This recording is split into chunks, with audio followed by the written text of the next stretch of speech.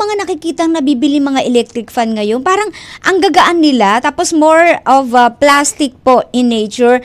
Marami po niyan sa Divisoria. Ito po ba ay advisable dahil nga daw magaan, tsaka medyo tipid po sa kuryente? Masasabi ba natin na naligtas po ito? Yes po, ang nagsusuri talaga niyan ay ang ating DTI. Pag once po aprobado ng DTI, ibig sabihin dumaan yan sa mga proseso at sa mga testing. So, safety po yan tangkilikin, no? So, Mm-mm. kung wala naman ay halimbawa sa mga bangketa na bili o di kaya yung sa mga sabihin nating yung Online, online. So oo. maging mapanuri lang na kung talagang yan po ay di kalidad na kagamitan kasi Mm-mm. dahilan Mm-mm. din yan talaga ng mga biglaan na lang sumasabog o di Yes kaya po. pumuputok Mm-mm. dahil nga hindi di kalidad, no? At hanapin yung mga PS mic yan o di kaya yung mga DTI approved na Mm-mm. ICC.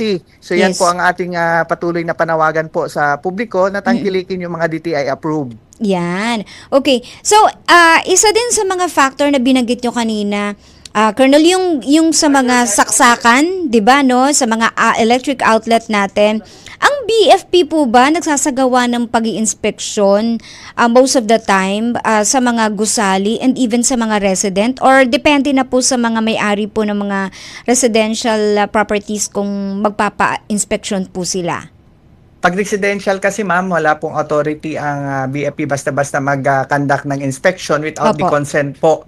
No, pero kung yung mga sabihin nating establishment na nangangailangan ng business permit, so Mm-mm. kailangan nila yung prerequisite po ng FSIC. Sa bahay, ini-inspect lang yan halimbawa pag once nag-renovate o di kaya bagong bahay, so Mm-mm. kailangan po yung occupancy permit from the local government unit or yung office of the building official. So Oo. prerequisite po yung FSIC for the purpose of occupancy.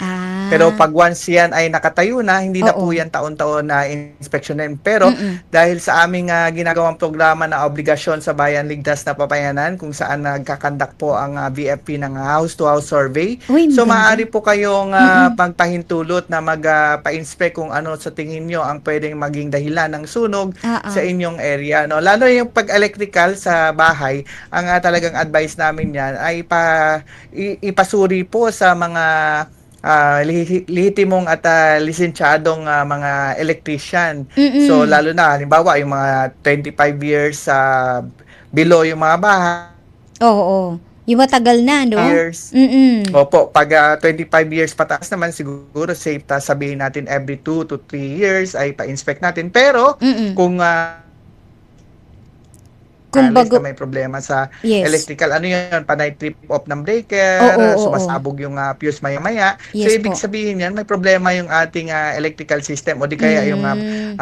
biglang pakurap-kurap yung ilaw na kahit wala namang masyadong malakas na hangin o di kaya amoy sunog na plastic o goma Opo. at yung halimbawa rin mainit yung mga switch o di kaya yung mga outlet. So, yan po ay mga senyales, hindi na po yan dapat ipagpaliban.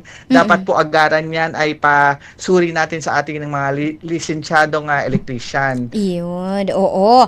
Ayan, so wag nyo na pong intayin, 'di ba, no? Yung mga kabahagi nating nanonood, nakikinig, wag nyo na pong intayin na may mangyari pa.